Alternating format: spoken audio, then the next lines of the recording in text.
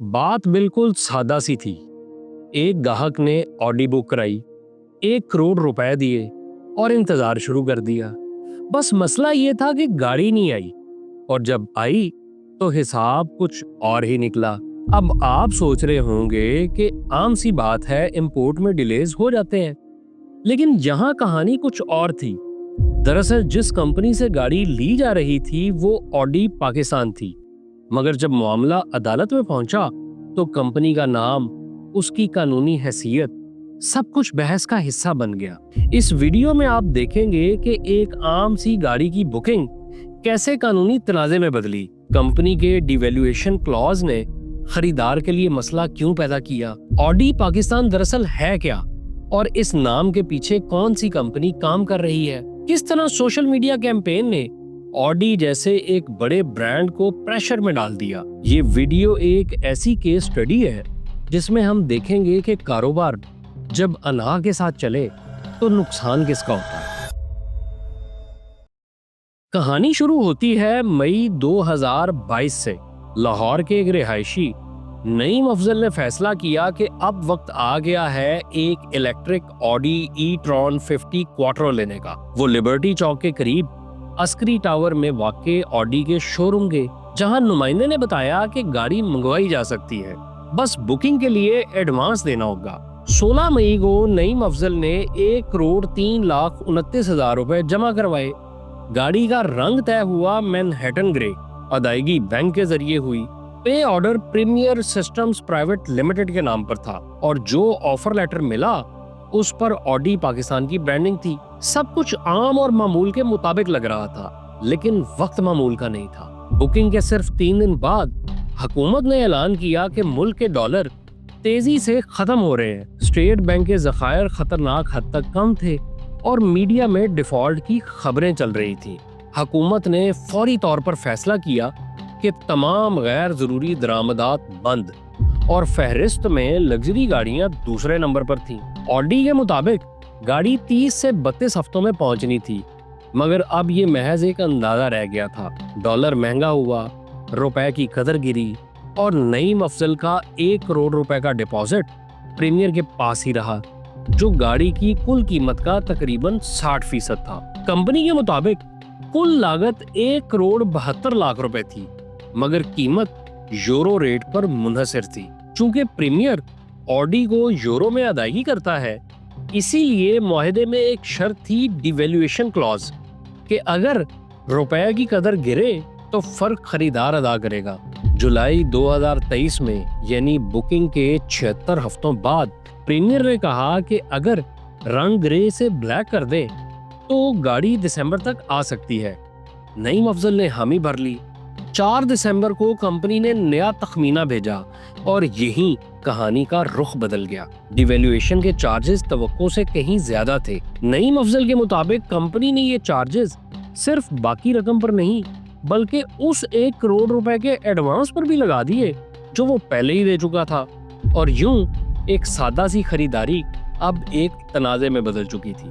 अब जरा नंबरों की जुबान में देखते हैं कि असल मसला कहां से शुरू हुआ। मई 2022 में नईम अफजल ने 1 करोड़ रुपए जमा करवाए, जो गाड़ी की कुल कीमत का तकरीबन 60% था। उस वक्त यूरो की कीमत तकरीबन 200 रुपए थी, यानी अगर वो रकम यूरो में तब्दील होती तो तकरीबन 51,000 यूरो बनती।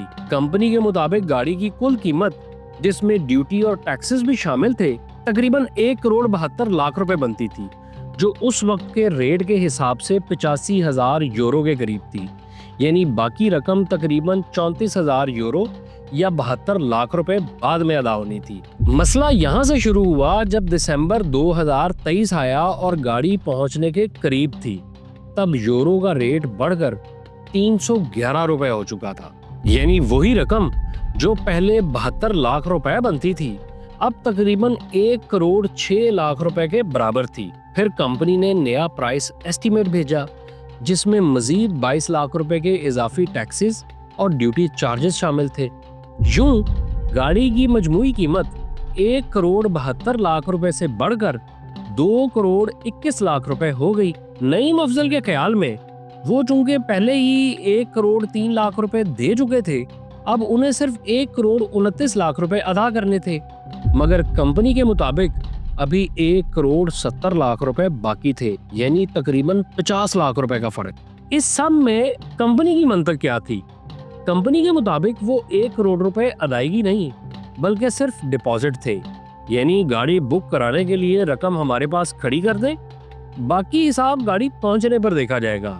یہ بات ہمیں خود کمپنی کے ایک سورس نے بتائی، مگر ان کے اصل خیالات ایک ای میل چین کے ذریعے سامنے آئے جو نعیم افضل اور آڈی امپورٹ کرنے والی کمپنی کے ایگزیکٹو فرحان حسن کے درمیان تھے۔ فرحان حسن نے لکھا کہ گاڑی کی بکنگ کے وقت جو رقم دی جاتی ہے وہ صرف کم از کم لازمی رقم ہوتی ہے، اس میں فیصد کا کوئی مطلب نہیں ہوتا۔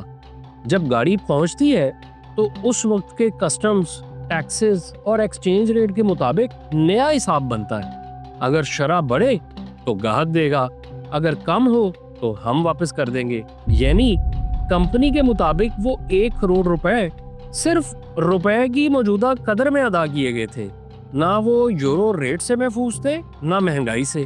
کمپنی کے مطابق ان کے اس قسم کے ایگریمنٹس میں ایک شرط شامل ہوتی ہے، ڈی ویلیویشن کلاز۔ اس کا مطلب یہ ہے کہ اگر روپے کی قدر گرے تو اس فرق کا بوجھ خریدار پر پڑے گا، کمپنی پر نہیں۔ اسی طرح ایک اور شرط ہے فورس میجور کلاز، یعنی اگر کوئی ان ایکسپیکٹڈ معاشی بحران، تاخیر یا حکومتی پابندی آ جائے تو کمپنی اس کی ذمہ دار نہیں ہوگی۔ اور تیسری شق ہے اونرشپ کلاز، جس کے مطابق گاڑی کی ملکیت تب تک کمپنی کے پاس رہتی ہے جب تک پوری ادائیگی نہ ہو جائے۔ ان سب کے ساتھ ایک آخری شرط بھی تھی، کانٹریکٹ کینسلیشن کلاز، یعنی اگر حالات بدل جائے تو کانٹریکٹ منسوخ کرنے کا حق صرف کمپنی کے پاس ہے۔ جب نیا پرائس ایسٹیمیٹ آیا تو نعیم افضل نے 2 ٹوک کہا کہ وہ اپنے 1 کروڑ روپے پر ڈی ویلیویشن نہیں مانیں گے، کیونکہ وہ رقم تو وہ پہلے ہی ادا کر چکے تھے۔ کمپنی نے معاہدے کی شقوں کا سہارا لیتے ہوئے کانٹریکٹ منسوخ کرنے کا فیصلہ کیا اور کہا کہ وہ رقم واپس کر دی جائے گی، مگر نعیم افضل نے یہ بھی قبول نہیں کیا۔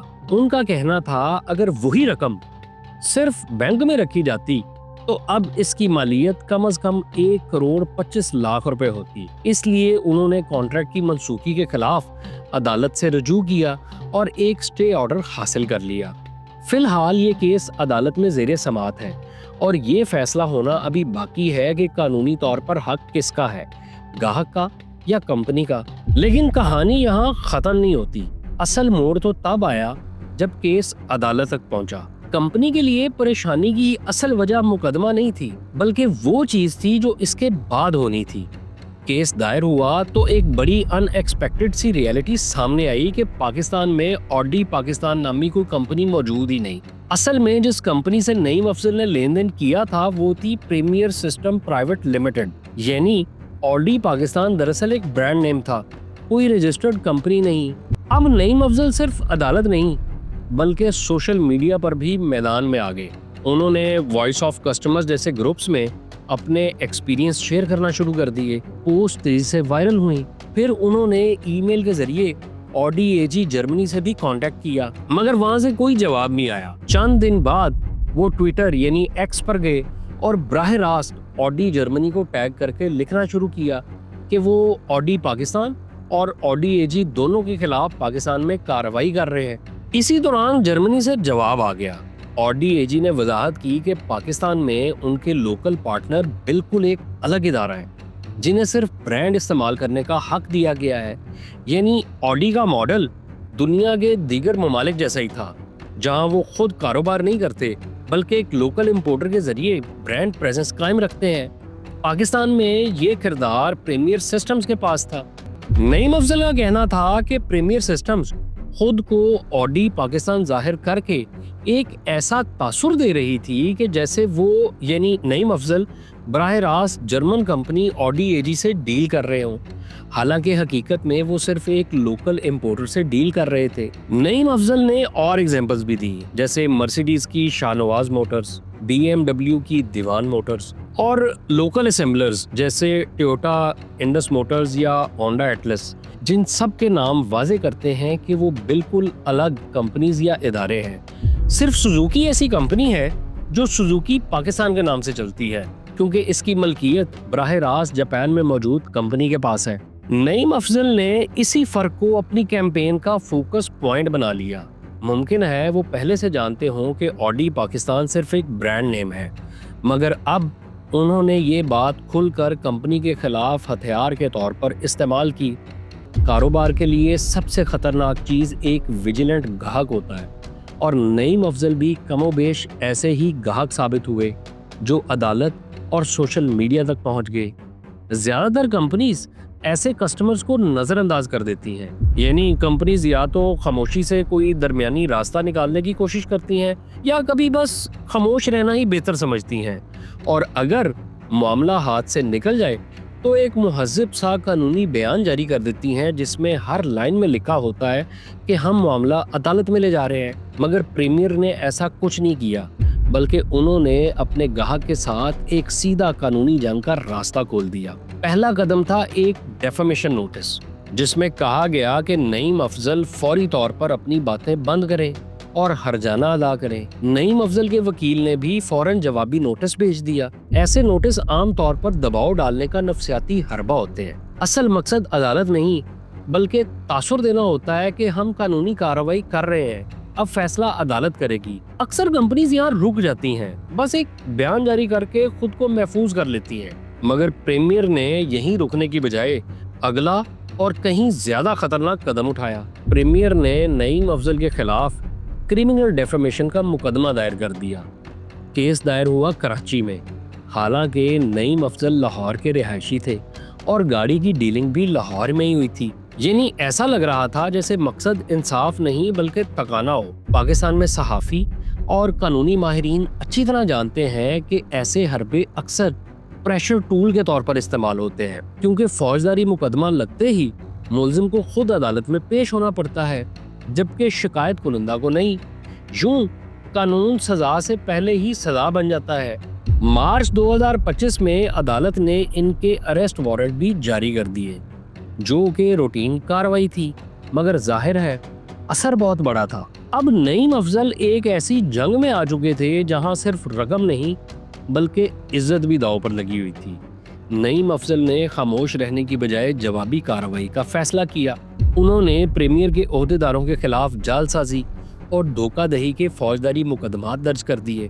इनका मौक़िफ़ वही था जो वो शुरू से दोहरा रहे थे, यानी जब प्रीमियर सिर्फ एक इम्पोर्टर है तो वो खुद को ऑडी पाकिस्तान कहकर आवाम को गुमराह कैसे कर सकता है। यूं एक सादा सी खरीदो फरोख्त का मामला अब पहुंच चुका था एक दीवानी अदालत और 2 फौजदारी अदालतों तक, और ये वाजे हो चुका था कि इस जंग में अब किसी के लिए भी वापसी आसान नहीं। जैसे ही कानूनी कार्रवाई की खबर फैली, अफवाहें और कयास राइयां गर्दिश करने लगी। 19 सितंबर को पाक व्हील्स ने एक खबर चलाई कि पाकिस्तान कस्टम्स अथॉरिटी ने प्रीमियर के वो इख्तियारात रोक दिए हैं जिनके जरिए वो दरामद शुदा ऑडी गाड़ियों की कीमत तय करती थी। ये कोई मामूली बात नहीं थी, क्योंकि जब कोई इस्तेमाल शुदा ऑडी मसलन जापान से आती है तो कस्टम्स वाले इस पर ड्यूटी गाड़ी की कीमत के हिसाब से लगाते हैं, और ये कीमत ऑडी के ऑफिशियल इंपोर्टर्स यानी प्रीमियर सिस्टम तय करता है।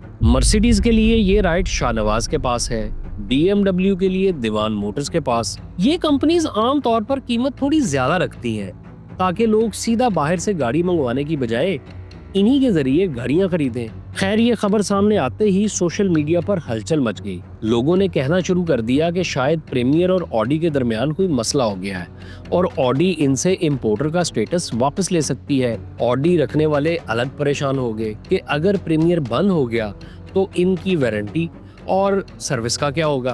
प्रीमियर की तरफ से कोई वजाहत न आने पर मामला मजीद फैल गया। टीवी प्रोग्राम्स में इस पर बात होने लगी और सोशल मीडिया पर तरह तरह की अफवाहें चलने लगी। खैर, 3 दिन बाद पाक व्हील्स ने तस्हीह जारी की कि प्रीमियर के राइट्स बरकरार हैं, लेकिन तब तक कंपनी का अच्छा खासा नुकसान हो चुका था। प्रीमियर के क्लाइंट्स आम लोग नहीं हैं, ये वो तबका है जिसके पास कई करोड़ रुपए इजाफी तौर पर मौजूद होते हैं। ये वो खरीदार हैं जो एतमाद और वकार खरीदते हैं, और जब किसी कंपनी का नाम तनाज़े या अदालत से जुड़ जाए तो यही तबका सबसे पहले फासला इख्तियार कर लेता है। दिलचस्प बात यह है कि प्रीमियर के पास इस सारे बहरान का एक इंतहाई आसान हल मौजूद था। वो चाहते तो सिर्फ एक वजाहती बयान जारी कर देते, लेकिन कई हफ्तों की खामोशी के बाद प्रीमियर ने एक प्रेस रिलीज जारी की। दिलचस्प बात यह थी कि इस पर ऑडी का लोगो तो मौजूद था, मगर ऑडी पाकिस्तान का नाम गायब था। अब सिर्फ प्रीमियर लिखा था। बयान का लहजा काफी सख्त था। कंपनी ने कहा कि वो ऑडी एजी के साथ अपने ताल्लुकात पर फख्र करती है और सोशल मीडिया पर फैलाई जाने वाली झूठी और गुमराह कुन खबरों का कानूनी नोटिस ले रही है। साथ ही ये भी कहा गया कि कंपनी के पास पीका के तहत मजीद कार्रवाई का इख्तियार मौजूद है। यानी पैगाम वाज़ेह था कि प्रीमियर पीछे हटने वाला नहीं। 1 करोड़ रुपए एडवांस से शुरू होने वाला ये झगड़ा अब एक कानूनी कशमकश बन चुका है। नईम अफजल के लिए ये अब गाड़ी का नहीं बल्कि असूल और इज्जत का मसला है, और प्रीमियर के लिए ये एक सबक कि कारोबार में कभी कभी खामोशी ताकत होती है, और अना सबसे महंगी गलती। आखिर में ना गाड़ी मिली ना सुकून, और शायद किसी के लिए भी ये लड़ाई फायदेमंद साबित नहीं हुई।